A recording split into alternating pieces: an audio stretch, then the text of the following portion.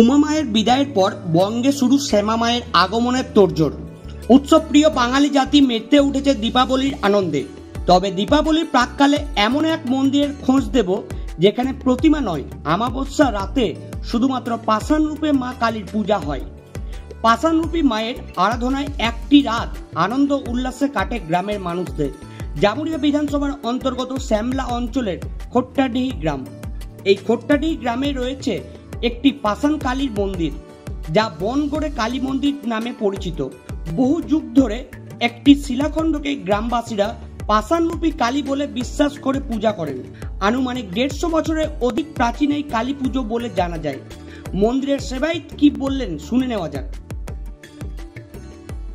আপনাদের এখানে পুজো কতদিন ধরে হচ্ছে আর কিভাবে শুরু হয়েছিল? আমাদের প্রথমে ওই খোট্টাডি গ্রামের বাইরে ওই ডাঙ্গালে মানে কোলেরির যে খোট্টাডি ওসি রয়েছে তার সন্নিকটে আমাদের এই মন্দিরটি ছিল, কিন্তু বর্তমানে ইসিএলে নিয়ে যাওয়ার জন্য আমরা গ্রামের দিকে নিয়ে এসেছি।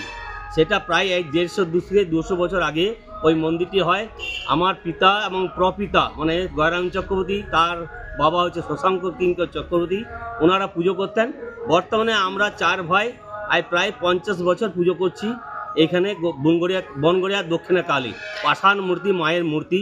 এখানে প্রচুর লোকের সমাগম হয় এবং ভক্তের এখানে সমাগম হয়। খোট্টাডি গ্রামের আশেপাশের গ্রামের সমস্ত ভক্তরা এখানে এসে পুজো দেন। এই পুজোর নিমিত্ত আছে, এখানে ভক্তদের যেটা মনোবাসনা পূর্ণ হয়। এটা কি কোনো স্বপ্ন দেশে পাওয়া মা?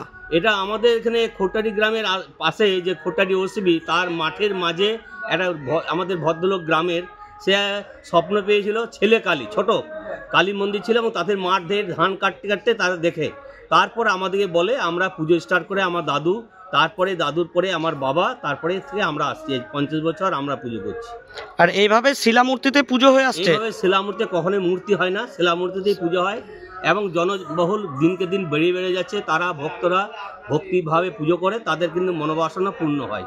আর এইখানে খিচুড়ি মহাভোগেরও আয়োজন করা হয়? খিচুড়ি মহোৎসবের হয়, সেখানে প্রায় আমাদের এখানে 2 থেকে 3,000 লোকের রাত্রেবেলাতে সেবা হয়।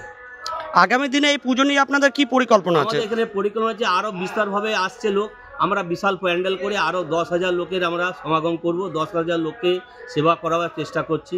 যদি মায়ের কৃপা হয়, তার ভক্তদের কৃপা হয়, ভক্তদের কৃতে ভক্তদেরকে সেবা করার আমরা প্রচেষ্টা রাখবো। এই পুজো আগের থেকে কতটা পরিবর্তন এসেছে? অনেকভাবে পরিবর্তন চলে এসছে, দিনকে দিন দিনের পর দিন আস্তে আস্তে পরিবর্তন আসছে।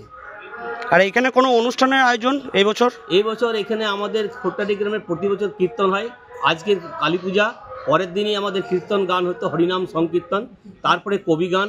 এই বছর আমাদের যাত্রাপালা, কলকাতা দলের যাত্রাপালা হবে। আর এই যে কালীর কথা বললেন আপনি, বাচ্চা কালী, এই কালীর কি দর্শন কেউ পেয়েছে কখনো? দর্শন আমরা পাইনি, আমরা পাষাণ মূর্তির মায়ের রূপে পুজো করছি। সে আমাদের গ্রামের, সে তো আজকে 2 যুগ আগে সে মারাও গেছে, তার মুখ থেকে শোনা, সেইখানে আমরা যাই পুজো করতে, আমরা সেইখানেই পুজো করে আসছি বরাবর।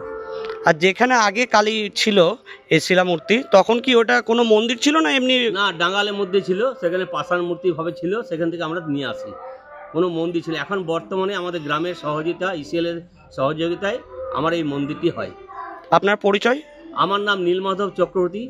আমরা 4 ভাই, কেশব চক্রবর্তী, সুব্রত চক্রবর্তী, গোপীনাথ চক্রবর্তী এবং বাবার নাম গয়রাম চক্রবর্তী।